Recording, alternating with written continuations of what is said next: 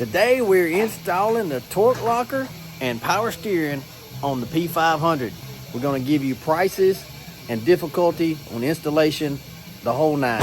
We got to get the bumper and stuff off to get room here so we can get that diff out. So of course you got to take your axles out. Everybody knows how to do that. Take your knuckles loose, take your axles out. That's common. Pro tip, pressure washers on radiators sometimes don't work. You can see exactly where it mashed my fins. This is the torque locker that we got. Got new springs, new clips for the axles.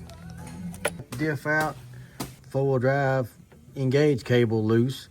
And of course, you get the drive shaft, it just pulls out. And there's your electric plug-in. And then you just pull it out the front.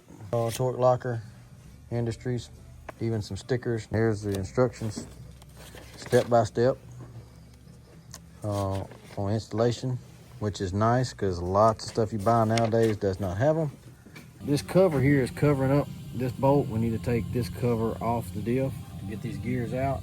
So you got to take this tin off, get them off, pull this and this bracket up and out like that. You got to remove all these screws. You got two 14 millimeters here and then 12s all around the case. You're gonna pull this case half off and then we're gonna pull all that stuff out. All right, to get the case half off, you got these little pry tabs here and here and here. And you're gonna use your pry bar and go under there, break it loose, work it evenly, and then get it off. You got these two 14 millimeters here that can't get messed up. So you can't misalign it to put it back together. So this case off, there's a thrust washer that a lot of times it'll stick to that bearing on the inside of here. And that's what mine did when I set it down. I picked it up. It was sitting on the ground, on the rag. So make sure you keep up with them and keep their place in orientation. They have to go back in the same spot. When you lift the gear up, there is another washer on the other side. Now, what we're doing is taking all this out, this, right there. We gotta take that out so we can get all of these gears out. All right, guys, not gonna lie. This little pin, getting that little pin out, goes right here and has a hole on the back side. You have to drill out a little burr that's created. You drill it out and then you knock the pin out this way. You gotta have something long and skinny. Drive it out, pull all these gears out. The spider gears, pull them out. Pull the pin out, pull the spider gears out. Then getting the actual locker in there, there's a certain way that this slides in and out. You have to put it in order to get it in there. But that's it. You get it in there. Then we got the pin, we got to rotate around, put the pin back in it. The pin was being a little stubborn. Got it in there. As you can see, it is in there. It is braided down. And got our springs installed. So all this does, your axle goes into here, and your axle snap rings that they give you will sit right here inside of this. When you turn the wheel independently of each other, this will bounce. These teeth will click, this spring will move, and this axle can move independent of this axle. When you lock it in and engage here with your gear turns here, turns this gear, actually going to push it apart and hold these teeth in tight and turn both axles at the same time. Plenty of instructions there, step-by-step pictures. This is a really good kit. I've been really impressed with it. Get the cover back down on it. You just put the gears in there, put the cover back down on there, put your bolts, tap it down, put your bolts around, pull it in. It's got an O-ring seal in there, so don't even have to do anything. It's sealed up. So you're ready to go back in. Got to put our little plate back on here, and then we'll be ready to rock and roll. That really wasn't that hard. Detailed instructions, torque locker, man, these things are awesome. Great company. You decide you want to do it, use them. I've never installed one of them, and that was really fairly easy. Was not intimidated at all by that.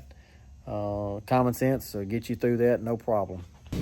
Diff is still completely out. While I have it out, I'm going to start on the steering shaft for the power steering. First step is we got to remove power steering knuckle and the shaft that is in there currently. Power steering, Super ATV, easy steer kit, easy steer power steering built by Super ATV. So the install is pretty straightforward. Smaller size at the bottom than it is the top. Okay, we got the motor, the shaft on the bottom, the motor in. This top plate got 3 bolts right here, and bolt them 3 bolts to it. We got this plate on.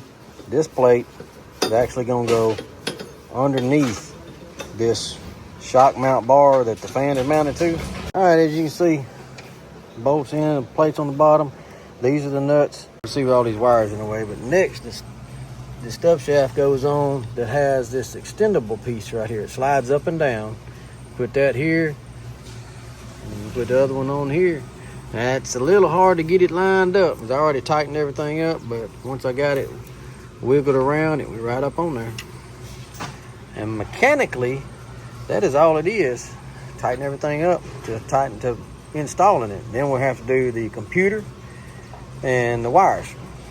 Run into a problem. This is the brake master cylinder. It is hitting it. You have to leave everything loose. Take all the bolts loose, the nuts, on everything. Put it all on there in place, but leave it all loose. Then I moved the radiator support for the fan. Loosened this up, took it completely out. Loosened it up from the radiator itself, moved it over, moved everything over as far as I could get it. Then tightened everything up. Now it's clearing. And once you have everything adjusted, you take this little bracket. You have to fish these little bolts up through the bottoms, what I did, and then put the nut on the top. Mount your bracket for your computer. Okay, I had to relocate all my wires because I had this battery in the middle. So I had to relocate the mounting bracket and all that for the battery. But your other 2 plug-ins here and here come to this wiring harness. You got that white wire right there goes to the 12-volt key-on source. These go to the battery. So I'm just hooking mine to my battery that I have up here. So I don't have to run it all the way back there. And then that white wire will hook to the cigarette lighter. I got all the wires tied up and everything. And it works. So Easy Steer is installed. Really wasn't that complicated as far as power steering goes. It's the first one I've ever put in. Now, I got all that done. We put that back together and I can put front diff back in. Because you got the diff back in, you just have to reverse the process of the way you took it out. Lining the drive shaft up is a little bit of a trick. Got to have a couple hands on deck on that one holding at the back, one holding at the front. Get the splines lined up, twist it, all that good stuff. Goes in there, and you just reverse the process. Put everything back just the way you had. Don't forget your Carter keys. Everything is put back together except for the front bumper and the winch. I think we have officially built the biggest P500 that you can build without portals. Next step, to get any bigger and any better, you'd have to have portals. So let's go through what we did. Torque locker, 53% gear reduction, 53, not 35, 53% gear reduction. The power steering from Super ATV. That thing is working awesome. Everything I did on research said that that was the best one to get. Went with the 35s. These are 35 BKTs on HD rims. I eventually want to go to portals. I wanted to see how bad you can get a stock bike. We're gonna see what it does. We got Mud Nats coming up this weekend, but for the P500, this is as big as I think you can get one. Out having portals. You can drive straight over a 5-gallon bucket, never touch it.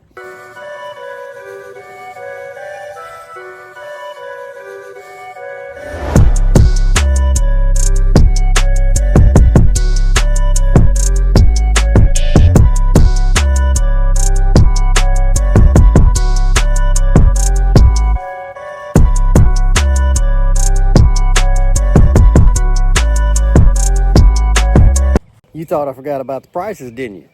We did a gear reduction and the speedometer correct. That was around $1,000 by the time we did the gear reduction and just for the parts. And I did all the work. Torque locker, that's about $400. The power steering, that is $700 and some change from Super ATV. Ford raked A-arms to be able to get these 35s on there. You got to rake forward. I don't know what that cost. That was already on the bike when I bought it. As far as to get this bike in this condition, not sure exactly what the total price is. If you was to buy one new and then add all this to it, you probably could go buy $1,000, but then you're going to want to do all this stuff anyway. That's not counting the price for the wheels and tires. Everybody does their own different thing on that. Yeah, not cheap. It's about as cheap as you can go without paying a note. Maybe next year we'll do portals. We're going to see how it does at Mud National, see how it does with these 35s on there. It's still geared really low.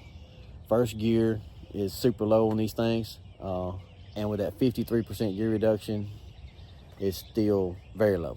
May sink straight to the bottom, and if they spend all their time, if I spend all my time winching myself out, we're gonna have to change something.